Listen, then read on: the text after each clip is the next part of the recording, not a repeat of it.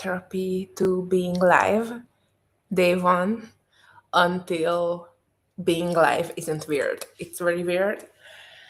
But I had to make this choice, and why I had to make this choice, I'm going to look at like some slides about it, and this is going to be this stream. That is this stream. This that's it. Let's go.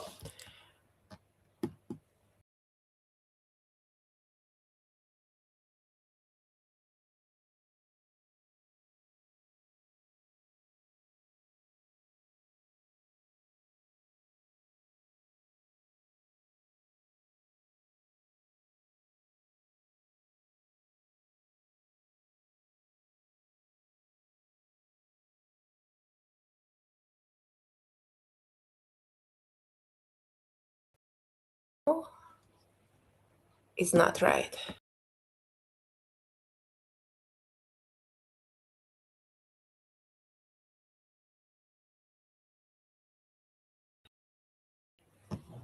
Okay, I'm there. So, this is the streamer manifesto on. Okay, there are some technical problems here. Like, I cannot drag it anymore. This should be letting me drag the screen so that I can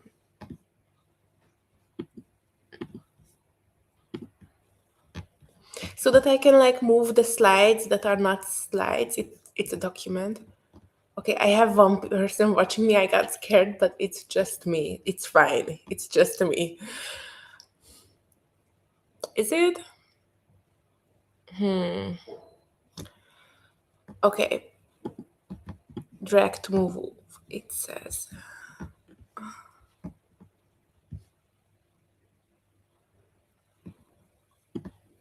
Mm.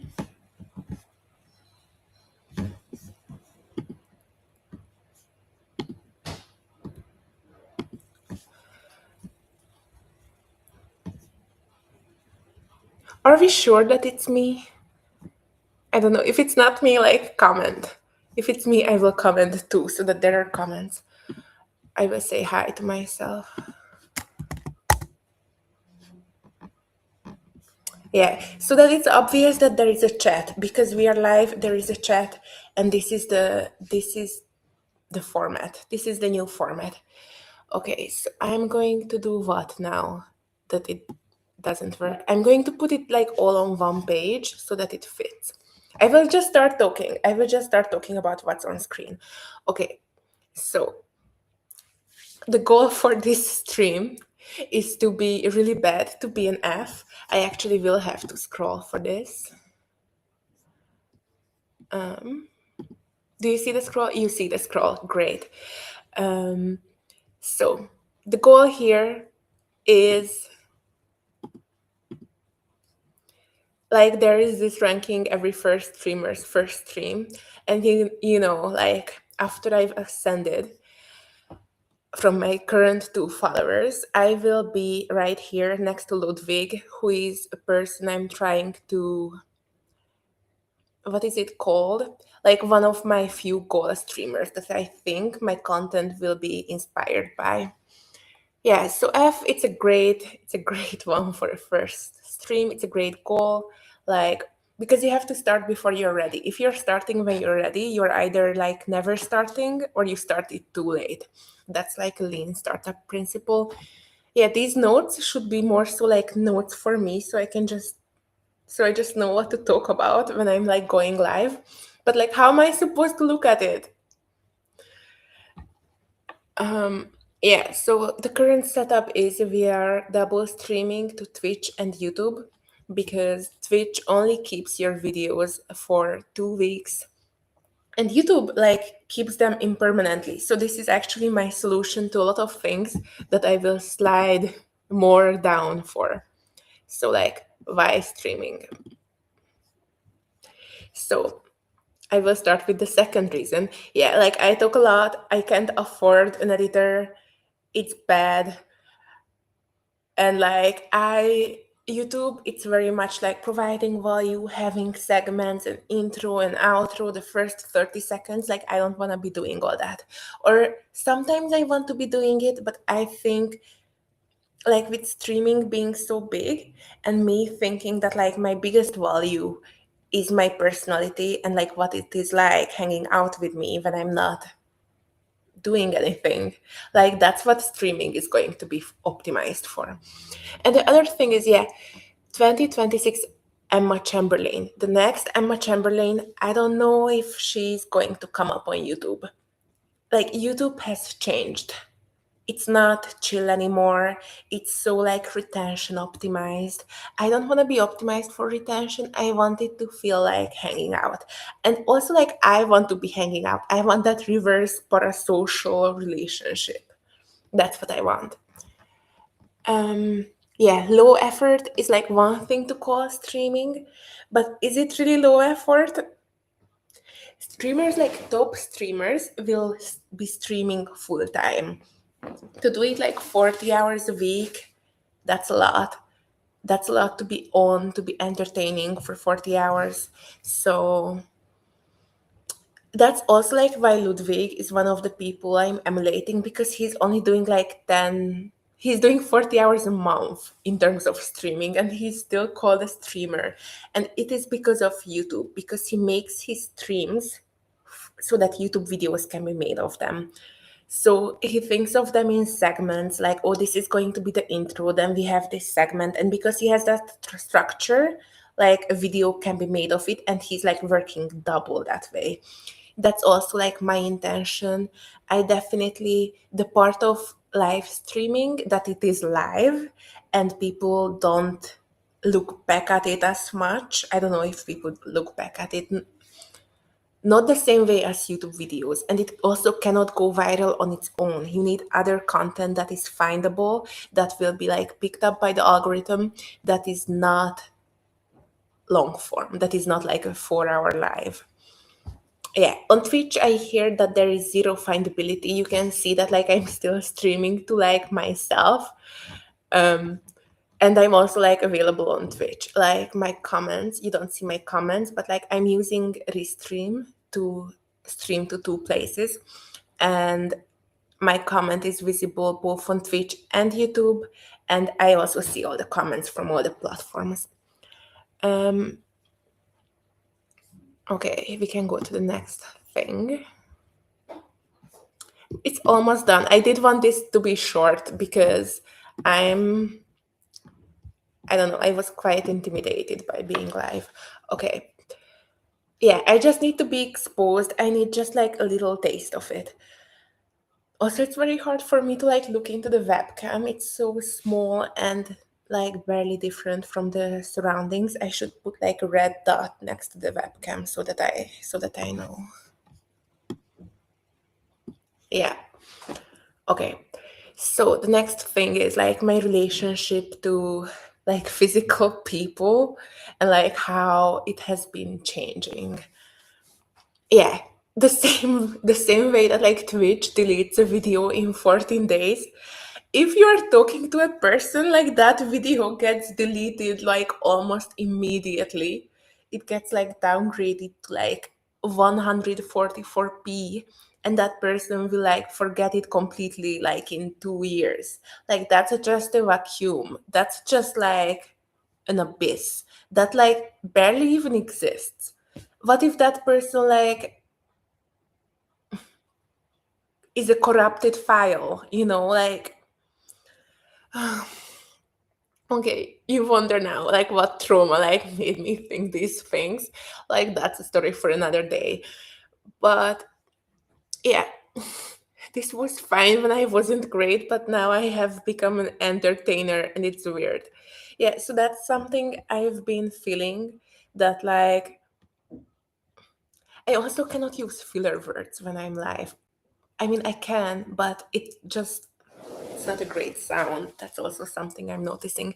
Before I was thinking I can change anything in the edit, and now I'm thinking how can I change the way I talk so that it becomes the experience? And that is the way that I want to think. I don't want to have to be a director I just want to be the talent, you know?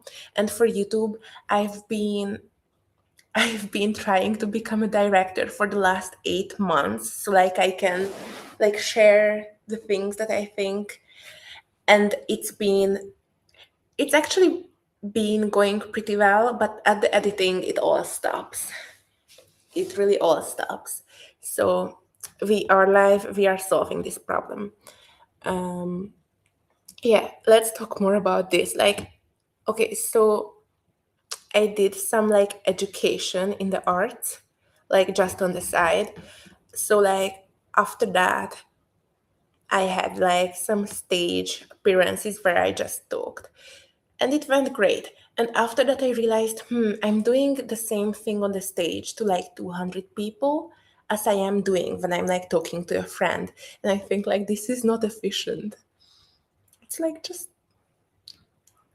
I'm doing the same thing. And then I think, wait, not even 200 people are efficient. It has to be like millions, or it has to have the potential to have millions. Otherwise, like, I think maybe like when I'm 80, like, I won't care anymore. I will just talk to other people, like, into the abyss. Like, what does it matter? But now, like, it's my prime. I have to be taking these opportunities that like the modern world like offers for like a global reach, global maximalization. Okay. um, yeah, I'm just like doing content and not filming it when I leave. That's how I feel. It's unacceptable. It's a waste. I like wrote these things. I wrote these notes like 30 minutes ago, but like I've been thinking about this for a year, for like almost a year. And like that is just how I feel. It is unacceptable. I'm not even sorry, but like I have the inkling to be like sorry about this to like people. Like I'm going to have like one friend and I will talk to my mom. These will be like the two relationships I keep. And like dating, I will keep that offline. But otherwise, I just feel like the overlap is so big that like that for the next 3 years of my life, everything should be content. Okay, next, sources and content pillars. So, where am I going to get the content from? Like, especially when I'm live? Because live, this is the only way I know how to do. I don't want to pay an editor. If I paid an editor, I have like so much content. I talk so much. It's really like I first have to like have income from being a creator before I pay like that 4,000 euros that it would be, or like that thousand that it would be to get a decent editor for like 1 week of my stream of consciousnesses. I think I took like 2 hours a week or something. And like for 15 minutes, I see like 300 to 300 euro prices. And I'm just like, I don't even have a storyline in 15 minutes. Does that mean like I have to pre edit stuff? I don't know. But like with live, we don't have any of these problems. We have solved so many problems. I should come closer. I should come closer to the camera so you can see my face. Yeah. So the first content pillar is like stuff naturally happening. It's original content, like the way I feel about the inputs I receive. So for the algorithm, for example, the YouTube algorithm, stuff goes in, stuff should come out. If I'm watching it for like 8 hours a week on YouTube and I have a certain algorithm, and other people might also have that algorithm because a lot of it is based on trends, then I should let the people know like how I feel about things. I should have an opinion. I mean, I have an opinion on things. I just should not keep it inside. I like was hanging out with my one friend the other day, and I was telling him about like, oh my god, we are just like call her daddy because he was like, okay, I will just take 30% of the episodes that I am in because he's really funny. So he wants to like join me on some of the streams. And he was like, I understand the value of production. I will take only 30%. And I was just like, all right, that's a decent amount. What was my point?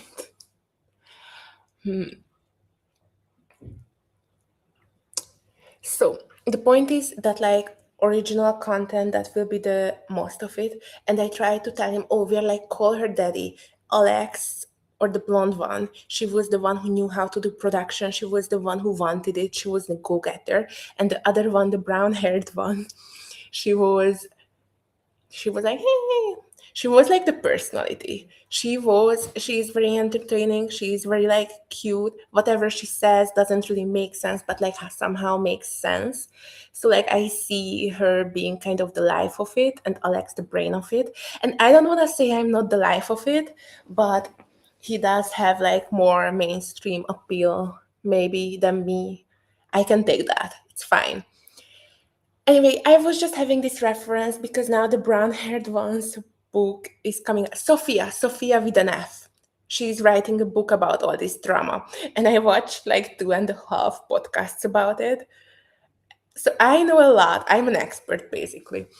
So I was just talking about this with him, and he didn't even know about Call Her Daddy. And I'm just like, and if I went on the internet, it would be a bunch of people who kind of, sorry, I have like flatmates. This will be a big flex when I'm famous. But like if I was on the internet, I could just be, I'm doing a live stream. Cool. Thank you. Okay. So then it would be just people who already know who Call Her Daddy is, and like people who understand. Like I also gave the whole Justin Baldoni breakdown to all of my friend groups, and it was a lot of labor that I did not monetize.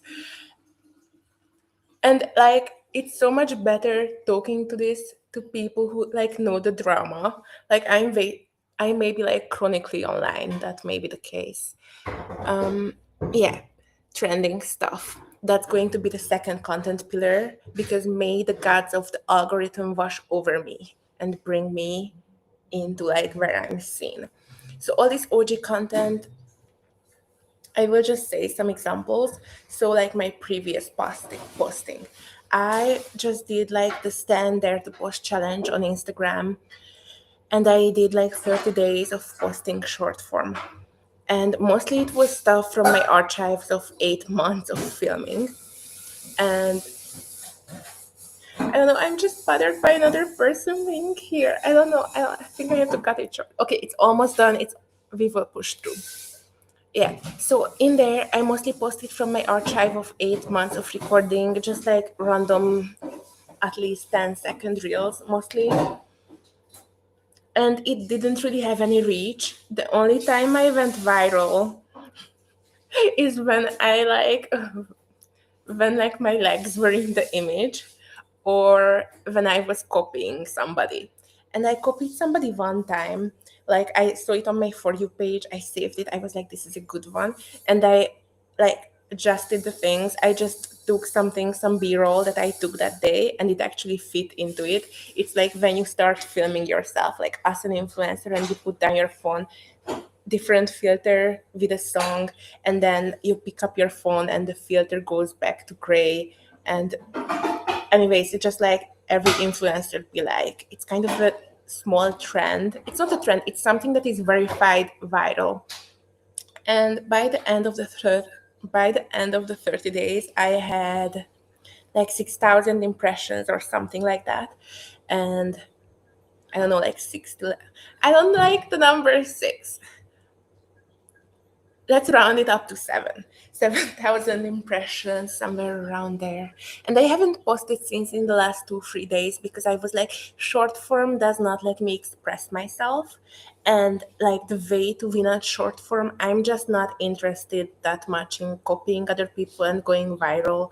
And I think long form and even longer form live stream is where like people really understand you, even if you just watch like one live stream with clavicular, like you've spent like 1 hour with that guy, and that's like a lot of time to spend with somebody that you feel ambivalent about. So streaming really, and there is the other part, clip farming, where most of the streamers are known. We move on to the third source. So the third source of content for live streaming will be IRL, like walking somewhere while talking, so that there is something going on, like going to an art exhibition that I would otherwise go to and critiquing the art. That's actually a format for me. That's a format that I've been doing like live. By live, I mean like in my real life before the cameras. So that we are just going to transition that to the digital space. Um, yeah, and the fourth one is like vibe coding. So like using cloud code, using cursor to make products that are related to making content. Because actually a lot of my archive like are around like commenting on how I'm starting to have this production around my life, how I'm starting, like I always had random hobbies, but now I think whatever next random hobbies I will have, I want a YouTube video about it, I want it live streamed, I want a whole production around my personality and like whatever interest I have for like that spring. And currently like it's actually like so hard, or I was just so mentally blocked from like from pressing publish. And also it is hard being a YouTuber, it's a lot of friction even with live streaming, setting it up. If you want multi-platform, if you don't, maybe it's not that hard, but there is a lot of friction. I think for gamers there is a little bit less friction because it's in the culture, but if you're not a gamer, it's really weird to go like, oh, I'm just going to start talking into my laptop webcam about nothing. Is this on? It's probably on. Okay. Is that the end? Bye. Bye. I